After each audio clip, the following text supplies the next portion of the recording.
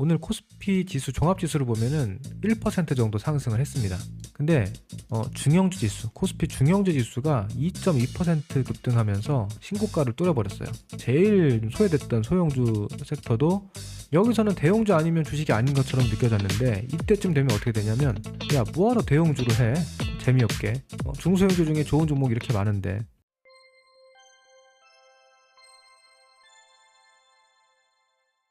자, 제가 지난주 11월 5일 날 수요일에 영상을 올려드리고 지금 일주일이 지났는데, 지난주 수요일 날 장이 아시겠지만 급락하던 날이었습니다. 잘 나가던 시장이 갑자기 급락하면서 좀 어수선한 분위기가 있었는데, 제가 그때 큰 문제 없다라고 말씀을 드렸고, 여기 보시면 이게 11월 5일이에요. 지난주 수요일 오전 10시에 제가 네프콘에 이렇게 장이 막 급락하고 있을 때 그림을 올려드리면서, 이렇게 강하게 신고가로 상승한 시장이 한 방에 쉽게 이렇게 죽는 경우가 없다.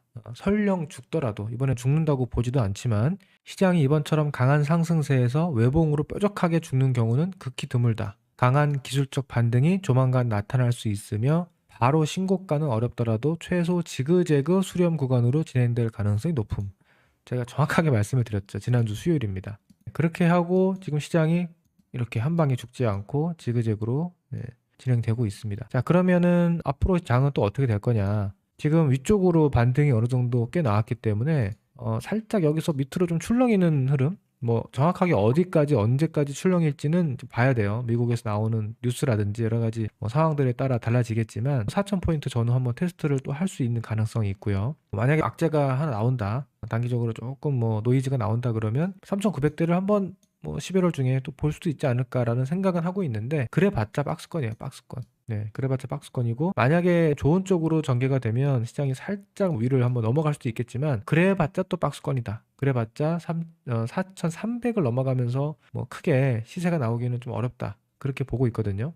자, 왜 그러냐면 지금 이제 11월 중순이고, 이번 주 목요일이 옵션 만기고, 다음 12월 만기일이 선물 옵션 동시 만기인데, 이게 지금 외국인들의 선물 매매 동향이거든요. 선물, 외국인들의 누적 동향을 지난 선물 만기 이후로 보시면, 제가 지난주에도 말씀을 드렸지만 매도 포지션이 많습니다. 근데 문제는 여기서 지수가 계속 올라가면 선물에서 손실이 커질 수 있기 때문에, 이 외국인들이 그렇게 호락호락한 놈들이 아니잖아요. 왜 이렇게 선물 매도를 쌓아놨을까? 지난 정확하게 10월 말부터 외국인 매도가 세게 나왔거든요. 그때가 언제냐면 10월 중순 이후에, 이게 하이닉스 차트입니다. 하이닉스가 한 45만원에서 50만원을 돌파하면서부터 외국인들의 매도세가 굉장히 가팔라졌어요. 외국인 지분율 그래프를 보시면 외국인 지분이 많이 줄어들었죠. 그러니까 이거는 글쎄 하락 베팅이라기보다는 일부 수익 실현 비중 조절이라고 봐요.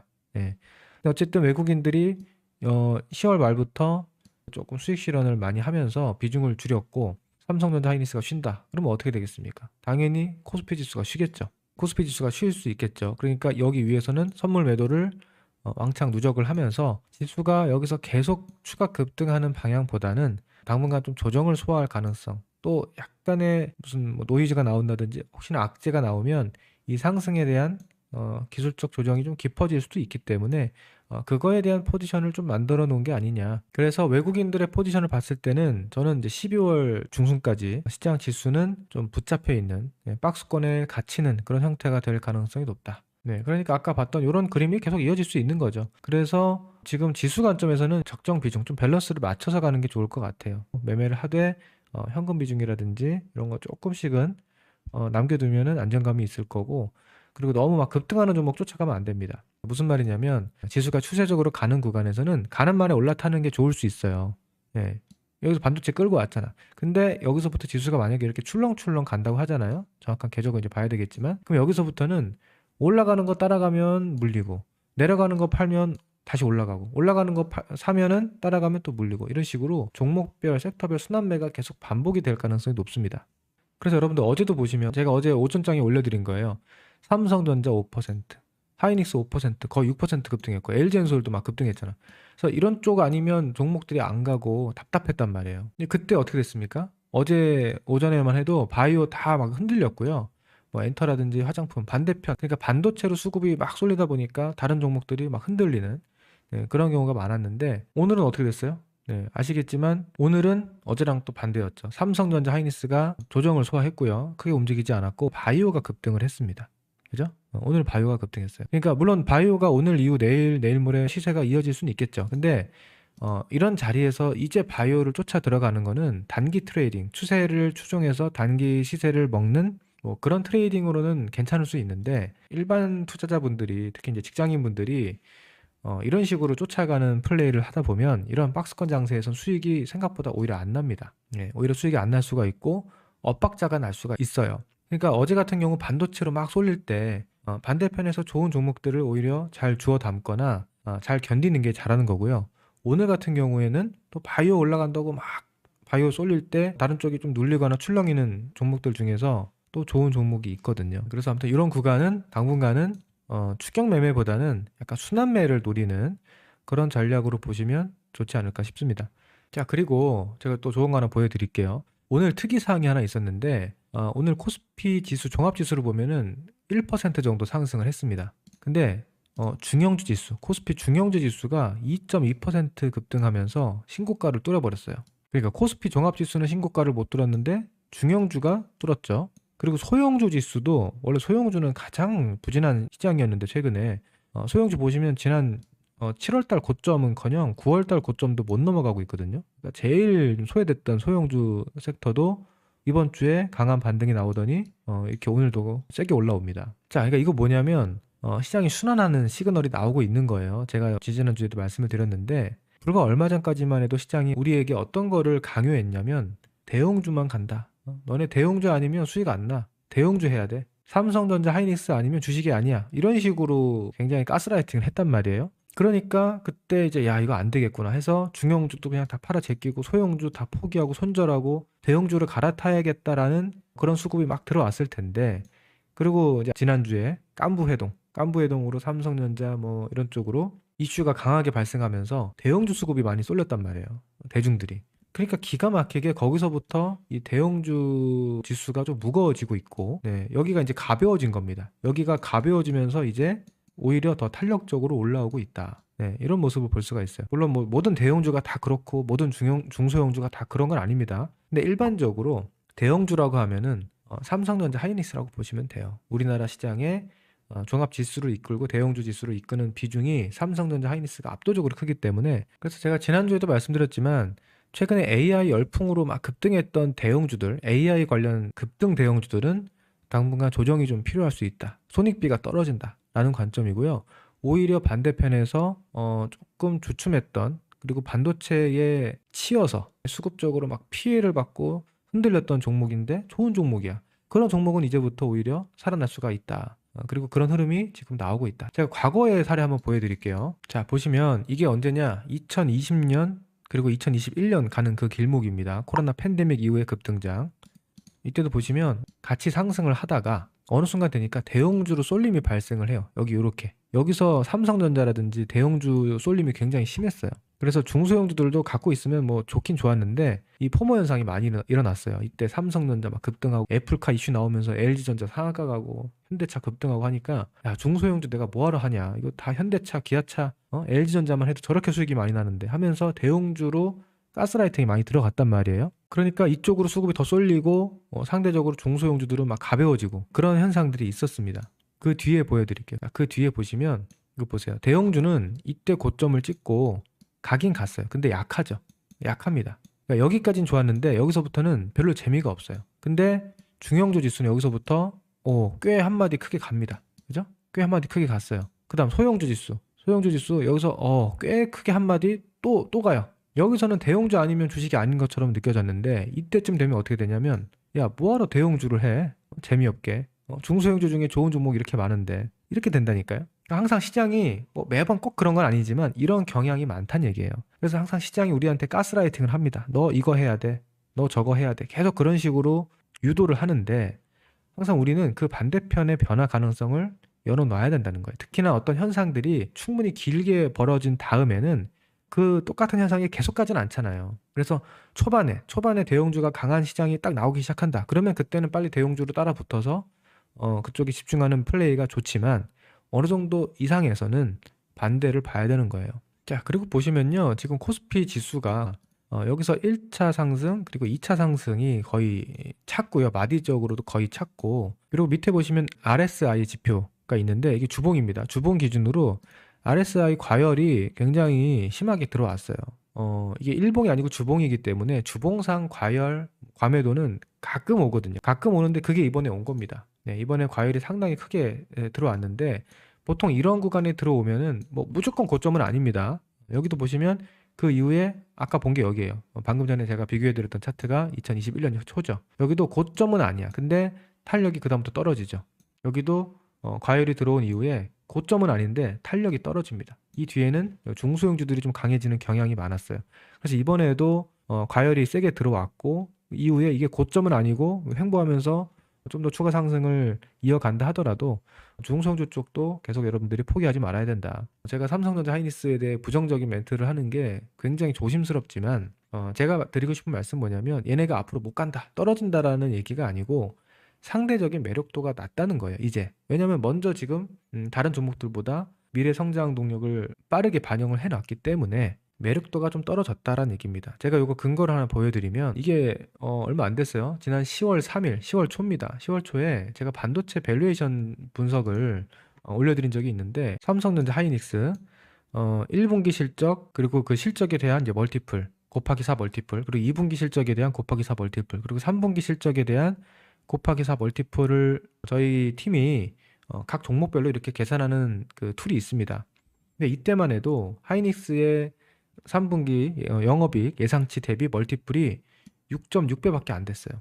대략 아시겠지만 보통 10배 수준이면은 적정 평가고, 그 이상 넘어가면은 이제 좀 저평가 매력은 많이 희석된다, 이렇게 이해하시면 되는데, 이때만 해도 10월이면 이미 주가가 많이 올랐을 때예요. 근데도 그때 멀티플이 6배 또는 연간 실적 기준으로 7배밖에 안 됐습니다.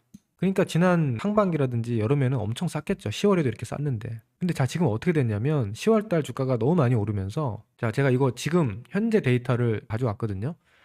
현재 데이터 보시면 3분기 영업이익 확정치 기준으로 멀티플이 이제 10배, 10배 왔습니다. 그리고 연간 영업이익 기준으로 보면은 11.5배. 물론 요거는 이제 4분기 실적을 확인해 봐야 되겠지만 10배 가까이 왔어요, 하이닉스가. 그러면 하이닉스가 10배가 무조건 고점이다, 멀티플 10배 이상 못 간다, 그건 아니에요. 뭐 당연히 앞으로 더 갈 수 있죠. 지금 상황이 워낙 좋기 때문에 12배, 15배가 갈 수 있는데, 상대적인 매력도 차원에서 다른 종목들, 중소형주 쪽에서는 더 큰 수익이 나지 않을까? 그렇게 생각해 본다면 매력도가 좀 떨어진다. 그리고 속도 관점에서 봤을 때도 이게 중장기적으로 내년에 더 간다고 해도 단기적으로 쉴 수가 있죠. 지금 과열권에 있는 대형주에 따라 들어갔다가 괜히 좀 자금이 묶일 수가 있어요. 그래서 시간 기회비용상 아쉬울 수도 있지 않을까. 기술적 과열도도 그렇고 지금 밸류에이션으로 봐도 그렇고, 그렇게 이제 매력적인 구간은 많이 지났다, 하이닉스. 제가 지난 상반기랑 가을까지만 해도 굉장히 좋게 말씀드린 종목이에요. 계속 좋다 좋다. AI는, 반도체는 삼성전자 하지 말고 하이닉스만 해라고 할 정도로 계속 그렇게 말했을 정도로 좋게 말씀을 드렸는데, 여기 위부터, 요 위부터는 제 기준으로는 그렇게 매력적인 종목이 이제 아닌 상태입니다. 만약에 앞으로 조정이 좀 나와서 55만 원대, 50만 원대에 좀 내려와 주면은 관심을 가져볼까 고민을 해볼 것 같고요. 지금 60만 원대 위에서는 굳이 따라가고 싶진 않다. 지수는 당분간 박스권이고, 그렇다고 무너지는 장은 아니다. 무너지는 장이면 지금 대형주건 중소형주건 다 조심을 해야 되겠죠. 시장 유동성 굉장히 좋고, 뭐 지금 AI 버블론 이런 거는 뭐 식상하잖아요. 중간중간에 항상 나오는 그런 뭐 뻔한 악재고, 뭐 버블이 언제 터질지는 알 수가 없는 거고요. 지금 국내 정책적인 어떤 증시 부양 스탠스 여전히 살아있고, 코스피 지수를 중장기적으로 5,000포인트를 보내겠다라는 그런 의지도 아직은 살아있고, 최근에 이제 금투세 이슈가 살짝 나왔었거든요. 또 이제 지수가 많이 오르니까 금투세 해야 되는 거 아니냐. 그러면서 살짝 최근에 증권주라든지 지주사 쪽에서 좀 출렁임이 있었습니다. 다행히도 금투세 하지 않겠다, 하지 않을 거라는 그 얘기가 좀 조기에 나왔어요. 이게 만약에 빨리 안 나왔으면은 괜히 또 금투세 이슈로 끌려갈 수가 있었는데, 그렇게 문제가 될 것 같지는 않고, 그 다음에 이제 조선이라든지 원전 에너지 뭐 이런 약간 미국향 종목들 같은 경우에도 지금 한미 관세 협상 이후에 팩트 시트가 아직 안 나왔잖아요. 그래서 미국과의 관세나 앞으로의 이 추가적인 사업 협력이 어떻게 전개될지 조금 불확실성이 있는 상태입니다. 약간 시간을 좀 기다리고 있는 거죠. 그런 것들이 좀 확정되기를 기다리고 있는 기간이라서 조선이라 이런 쪽도 쉬어가고 있는데 앞으로 그런 게 또 나와주면 마스가 프로젝트나 마누가 프로젝트 이런 것들 이슈 다시 부각될 수가 있겠죠. 예, 그렇게 되면 지금 과열되어 있는 반도체 대형주들이 좀 쉬어갈 때 충분히 대안으로 작동할 수 있는 종목들이 거기서 나올 수가 있겠죠. 그리고 바이오도 보니까 12월 초, 내년 초까지 계속 일정들이 있습니다. 그래서 급등할 때 쫓아가는 거는 조금 부담스럽다고 해도요. 네, 조정 구간에서는 계속 바이오도 볼만해요. 왜냐면 코스닥 지수, 코스닥이 결국 가야 된다. 그래서 코스닥도 결국에는 저는 이제 1000포인트를 향해서 가야 된다고 보는데, 그러면 반도체 소부장, 2차 전지도 있겠지만 당연히 바이오 섹터에서 큰 역할을 해줘야 합니다. 화장품, 피부 미용 쪽도 물론 역할을 해줘야 되고, 너무 막 중소형주 숨어있는 종목들 하려고 하지 마시고, 그래도 각 섹터의 대표주들, 핵심주들, 실적이 살아있거나 성장성 살아있는 핵심주, 대장주 위주로 관심 있게 보시면 좋을 것 같습니다. 반도체나 뭐 바이오 이런 쪽은 워낙에 좋아서 부연 설명을 굳이 그렇게 많이 안 해도 될 것 같은데, 최근에 화장품이라든지 피부 미용 쪽에서 좀 어려운 흐름들이 많아요. 근데 제가 이제 실적들을 쭉 보니까 최근에 화장품에서 보시면 실리콘2가 실적이 굉장히 잘 나왔습니다. 3분기 실적이 600억대를 찍어서 사상 최대 실적 냈어요. 지금 주가는 좀 조정을 소화하고 있거든요. 그러니까 이거는 실적이 꺾여서 꺾인 게 아니고 최근에 반도체, 바이오 이런 쪽으로 수급이 쏠리다 보니까 조정을 깊게 소화한 것 같은데, 이런 종목들도 지금 뭐 포기할 자리는 아니다. 피부 미용의 파마 리서치 같은 종목도 3분기 실적이 글쎄요, 이 실적 발표하고 주가 급락했는데, 그러니까 실망스러운 실적 아니고 여전히 성장세 살아있고 사상 최대 분기 실적이 냈는데, 이 성장의 속도가 좀 더뎌졌다. 과거에 성장했던 속도보다 속도가 좀 느려진 거 아니냐 하면서 좀 실망스러운 반응들이 있었던 것 같은데, 성장 속도가 둔화된 거지 성장이 꺾인 게 아닙니다. 그러니까 성장은 살아있어요. 그러니까 주가는 속도 조절만 하면 되는 거예요. 속도 조절이 충분히 되고 조정을 거치고 나면 다시 반등할 수 있는 거죠. 내가 이제 보고 있는 어떤 기준들, 워낙에 지금 종목이 많고 섹터가 많기 때문에 어떤 특정 섹터만 좋다고 할 수는 없습니다. 각자 취향껏 내 성향에 맞는 섹터, 내가 좀 자신 있어 하고 내가 잘 아는 섹터들 있잖아요. 그런 쪽에서 컨빅션을 잘 유지하시면서 너무 시장한테 휘둘리지 않는 게 중요하지 않을까 생각합니다. 모든 걸 다 맞출 수가 없기 때문에 내가 잘할 수 있는 곳에서 확실하게 수익을 내자. 남은 11월 달 또 수익 잘 내셨으면 좋겠고, 만약에 혼자서 매매하기가 좀 어렵다. 이런 시황 판단이나 이런 것들이 그때그때 난 너무 무섭고 참고할 만한 뭔가 좀 있으면 좋겠다 하시는 분들은 네이버 프리미엄 콘텐츠 저희 네프콘 구독하시면 저희가 매일 여러 각도로 시황이라든지 종목들, 주도 섹터에 대한 뷰 올려드리고 있으니까 네프콘 오셔서 호흡 맞추시면 더 좋은 결과가 있을 것 같습니다. 네, 네프콘 링크는 제가 영상 하단 댓글이나 더보기에 남겨놓을 테니까 구경해보시고 다음 주에 또 좋은 영상으로 찾아뵙겠습니다. 감사합니다.